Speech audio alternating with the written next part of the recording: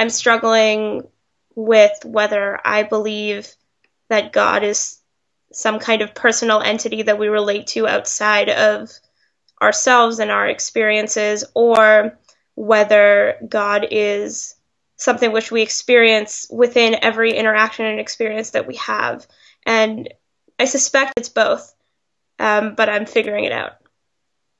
I would say every time I practice yoga, which is probably about twice a week, and there's this one pose that whenever I do this pose, it's called Reverse Warrior. I always feel the presence of God in the room, and I can't figure out why exactly this particular pose is sort of like makes me feel like I'm experiencing God, but that is the case. When I went apple picking for the first time this past fall in September, I remember, standing on a picnic table near one of the orchards and looking over all the orchards and seeing, this was in Acton, Massachusetts, and just really feeling like sort of the natural changes that I was seeing around me. It really felt like God was there.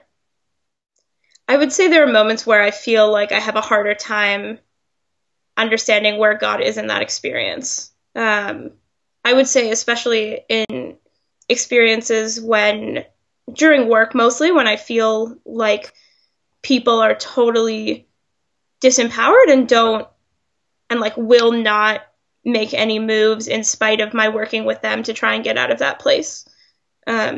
People feeling like they don't deserve more, they don't deserve to be taken seriously, or that their needs aren't really valid.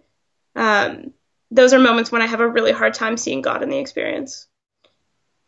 It's really hard for me to ever call myself, for example, a conservative or a Reformed Jew. I grew up conservative, simply because I'm not sure that a personal God exists. And I mean, certainly with all the liturgy that we say whenever we pray, there is this sense of that we're speaking to a God that's outside of us and that is personal and acts in some way as well.